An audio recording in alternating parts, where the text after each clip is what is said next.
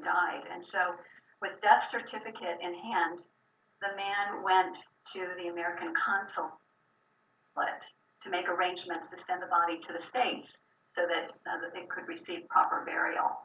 To which the agent responded, well, that'll cost you somewhere in the neighborhood of $5,000, or you can bury the body here for $150. It's your choice. To which the man replied, I don't really care how much it costs to ship the body. Let's send the body back to the States. To which the agent replied, that's very touching. You must have loved your father-in-law very dearly. To which the man then said, not at all. I know of a case where a person was buried in Jerusalem many, many years ago, and in 3 days he rose from the dead. Frankly, I don't want to take the chance. So it helps to start with a little levity, in this season. So today, Easter is truly a very holy time, celebrated all around the world, a time of resurrection, the resurrection of the master teacher, Jesus, who became the Christ, and who rose not only from the dead, in the story, but he also rose into a higher state of consciousness, the fully orbed Christ consciousness that we talk about often in our spiritual community. And so there's a reminder that when we read Holy Scriptures, and this is not just the Bible, but others from other cultures as well, that the people who wrote these were mystics. And they wrote these stories on 3 different levels. The first level was just simply the story itself. The other level is the moral of the story. And then there's a deeper level. The deeper level is the path or the guide or the code to conscious evolution. How we move from a state of being unloving or separation is what we might call it, feeling separate from God, separate from other people, into how do we move from that into higher consciousness, which means the awareness of the interconnectedness of all life, our oneness with all that is, which just automatically goes along with a great love for all of life, all people, all beings, and a great desire and compassion to care for all. So today, the metaphysical teaching of the Easter story was so exemplified by the life of Jesus that what we look at for the kernels of truth that are there that guide us in our everyday life and living. And so what great example did he show us? He basically showed us that the way that we move from this lower state to the higher state is through the practice of forgiveness, which he demonstrated when he was on the cross. He forgave the other beings that were there with him, and those who had put him on the cross to begin with.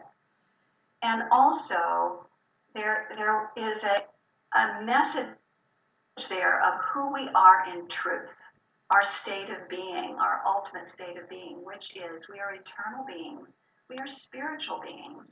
We are on a continuous path of evolution which goes on eternally. And so he was the demonstration of that for us. We call him the great example. He is our elder brother who's guiding us. These things that I can do, even you can do, and even greater things you can do. Out of his own mouth. That was essentially what he said. And so this time of moving from unlovingness to love gives birth to the emergence of something entirely new, a whole new order of being. That is the essential message. And when we look in nature, I love that this time of year we have so many examples of it. We see the emergence of the plants and the flowers from seeds or from being dormant for a period of time. something entirely new being birthed out of something that looks like a stick in the winter, or a little tiny seed. Amazing transformation, like it's just a miracle. Or the emergence of a chick out of an egg, or the emergence of a butterfly out of a cocoon that once was a caterpillar. Amazing things take place, this transformational process, examples everywhere. And the same is true of us. As divine beings, we have the God seed within us. And so what we are unfolding then is our divine nature, our very highest expression of our divine nature. And so this process of change begins first in consciousness, with a choice, and with our spiritual practice, and unfolds through our thoughts, through our words, and our actions. We show up in a whole new way of being. So today, I have actually three things I want to talk about, which are the three stages of conscious evolution exemplified by the life of Jesus. And the first one is letting go. And I'm going to be talking about a law that I haven't introduced to you before, called the law of impermanence. The second thing I'll be talking about is what happened on Saturday, between the crucifixion and the resurrection. What happened on Saturday? And what does that mean for us? And last week I gave you a little introduction to it when I talked about liminal space. And then finally, resurrection, the birth, the emergence of the new you, the new version of who you are. So letting go and the law of impermanence. Ernest Holmes wrote this beautiful analogy. He said, we stand on the bank of a river and watch it flow by. We become aware that the river never changes, but the contents do. They're always new. By analogy, the life within us never changes, but the content of our experience continues to change. It never remains the same. So the law of impermanence then states that everything in this earthly existence, which we call the world of effects, will come to an end, whether we want it to or not. So the law of impermanence, and this is important, this is a really important thing. The law of impermanence is higher than the law of attraction. And the reason why I think that is so important for us to realize is that it helps us get into that state of knowing that things do pass, they come to an end. But then there are new beginnings, new births that come out of that. There are other examples of this kind of thing where one law is higher than the other. And so I'm going to compare what I just told you to the law of water displacement and the law of aerodynamics. These are laws in which very heavy masses, in the form of an airplane that can fly, defying gravity, and ships, that huge ships that can float in water despite gravity. These laws are greater than the law, or higher than the law of gravity. So here's how it works. Imagine a house that is built in a certain foundation or structure that is unchangeable. And for those of you who know about Minecraft or who construction workers, you need to put aside. You're like, well, I can make it bigger. Let's just stick with this idea that the structure and the foundation is unchangeable. And so while we live in that house, we can do all kinds of arranging, rearranging, decorating, redecorating, moving walls, and so on and so forth. However, the structure itself remains the same. And so our body is basically like this. And our lives, I should say, is we can create and recreate various aspects of our lives using the law of attraction. But when it's time for the body to be set aside, when then that ending is for each one of us at some point in time, it's important to understand that that's a higher law than the law of attraction. So it means that no amount of prayer, affirmation, any type of spiritual practice that we do, will hold on to a body that it's time for us to let go of. And so a lot of us know that on a certain level. I know I knew that, but it just really reaffirms to me how important it is for us to practice letting go and letting God, or non-attachment to outcome. Because this is true not only of our bodies, it's true of the loss of jobs, or we call it the death of our jobs, the loss or death of our careers, the loss or death of certain relationships. However, here's the beauty of it. Here's the good news, is we take the consciousness with us, because we are eternal beings. Even though we let go of the body, even though that we no longer have the job, all of the prayer work, all of the meditation, all of the expansion in consciousness that we do, we take with us to that next level, that next place. So, a great example. Our stay at Woodmill had to come to an end. No amount of prayer or action or reasoning with the Woodmill board or talking to Newcastle County, and none of that, or even our landlord hired a lawyer to try to keep us. None of that was going to work, because it was time for that particular phase of our community to come to an end. I'm really clear about that now when I look back on it, and also there were many signs even at that time it was time for us to move on. It was getting pretty cramped, especially during some of our bigger activities. We were getting very cramped there, and it would have stifled our growth if we had somehow figured out a way to stay there.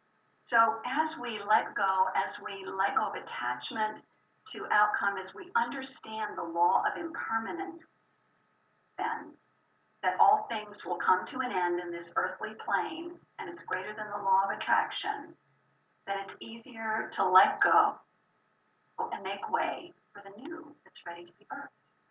I think William Bridges put it really beautifully when he said, transition always starts with an ending. To become something else, you have to stop being what you are now. To start doing things in a new way, you have to end the way you're doing them now. And to develop a new attitude or outlook, you have to let go of that old attitude now. Otherwise, there's no room for the birth of the new. So that's the law of impermanence, the importance of letting go. Next, what happened on Saturday, liminal space. So we're revisiting this a little bit from last week, but it's such a powerful thing to remember. So that time between the crucifixion and the resurrection on a metaphysical level, which is the Saturday, stands for the time it takes in consciousness to transform into something new. And I'm so happy Mary Ann is offering us a 40-day meditation challenge, because that is our opportunity to allow that change, that bubbling up of the new to take place through a continuous and committed meditation practice. So think of the vast transformation again that takes place in the seed, the egg, and the cocoon that gives birth to these new beings, these new forms of life. A new order of being is a process, and it takes time. Generally, it takes a certain amount of time. It takes as long as it takes. You can't rush it. I mean, think what happens if you try to open the cocoon too early. You destroy the life that's within it.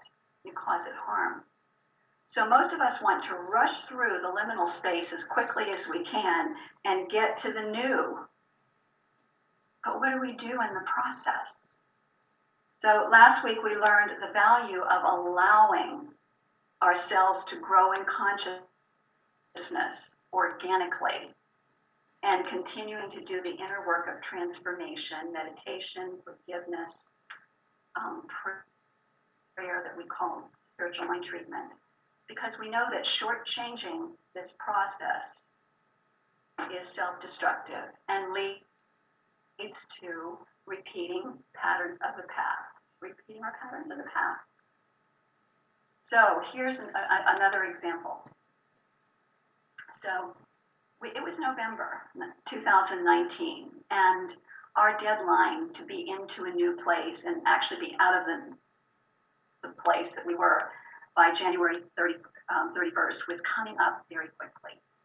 And at that time, we had 2 rental properties that we thought were available to us because we were trying to stay in the area where Windmill was. One was way too expensive. The other one was too small, and the ceiling was very low on top of that. So and neither one of them fit the vision. You know, a vision had come through our leadership. We had done a series of visionings, and when we looked at the results of that visioning, those 2 places really did not fit. So looking back, if we had rented one of those places or stayed in Woodmill, we would have been repeating a pattern of the past, which would have stifled our growth.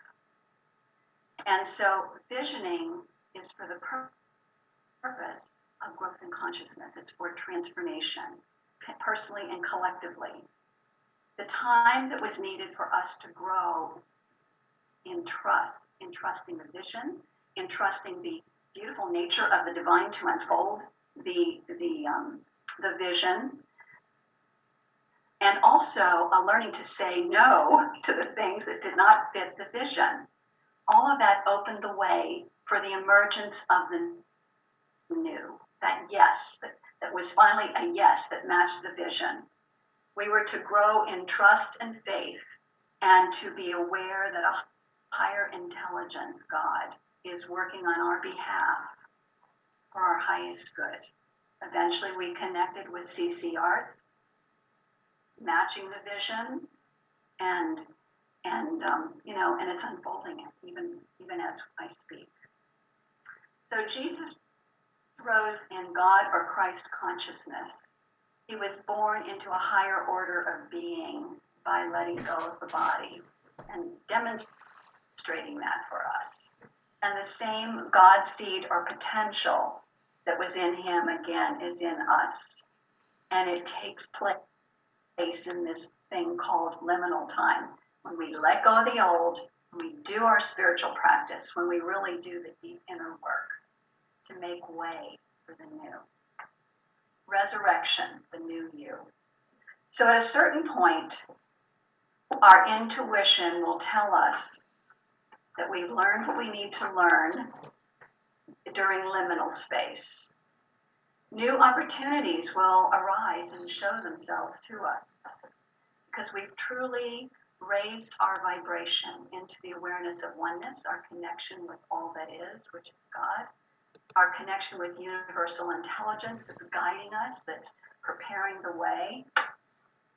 And here's for you scientists, and there are brain scans that show the changes in the brain when we move from lower states of consciousness to higher states of consciousness. You can actually see firings of other parts of the brain that weren't normally used. So we become wired differently. We become wired to be beings of love. We become wired in our neurobiology to become beings of joy, to become beings of trust and faith, and beings of great courage. So this is the message of Easter.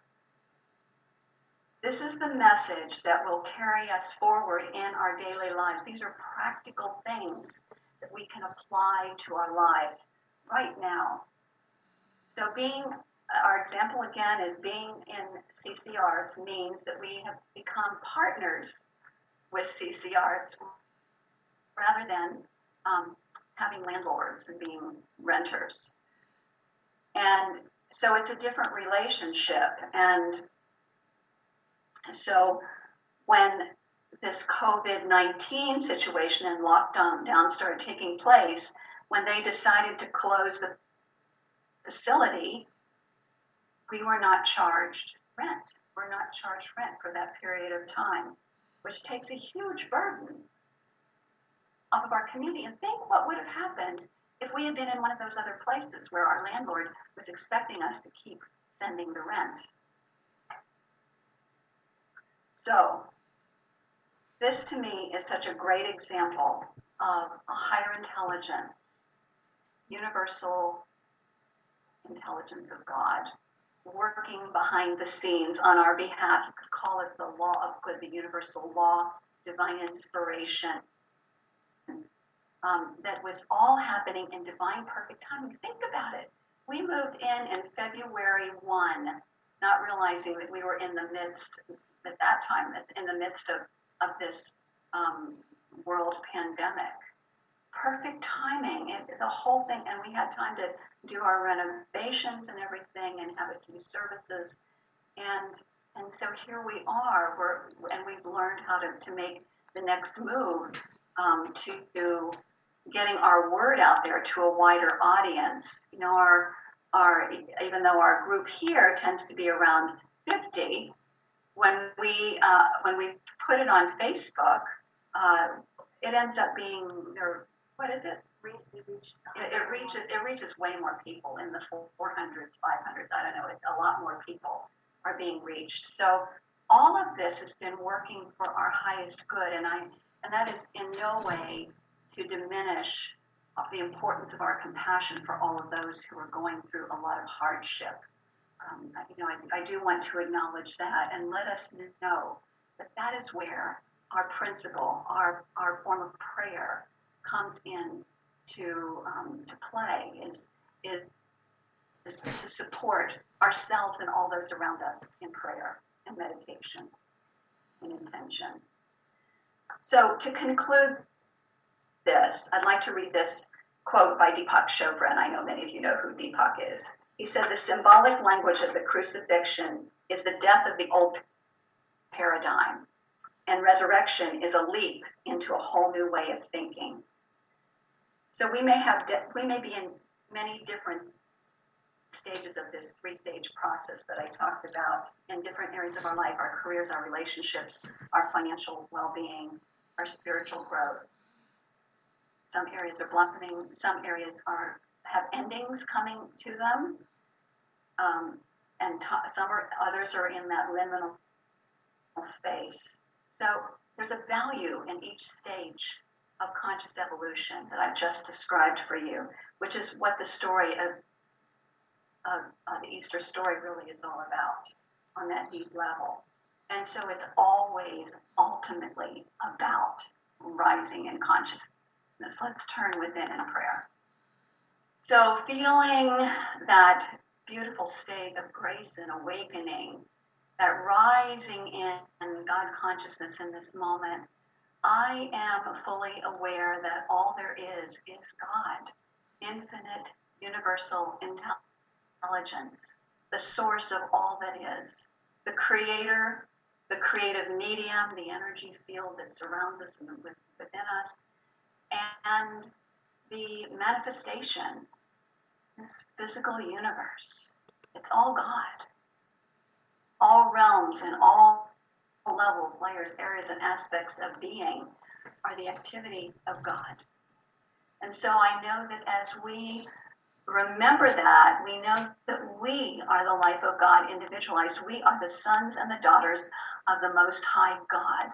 We have within us the seed of God, God's seed. We are here evolving into higher, freer, fuller, more expanded expressions of our divine nature, which is love, which is compassion, which is joy, which is peace, which is abundant supply of all good. And so I know that today the Easter message has a very deep meaning for each and every one of us as we let go of our unloving ways, as we forgive those that we need to forgive, and that includes ourselves, as we spend the time in meditation, in prayer, to to allow ourselves to transform at depth, to rewire ourselves, our neurobiology, knowing that we are giving birth to a whole new higher order of being as beings of light and love, of peace and joy, beautiful, beneficial presences on this planet. I give my thanks that this is unfolding even as I speak, and each and every one of us in new and unique ways. And so I just invite all of us, as I release this word into the universal law of mind, to say together, yes! And so it is. Thank you. Namaste.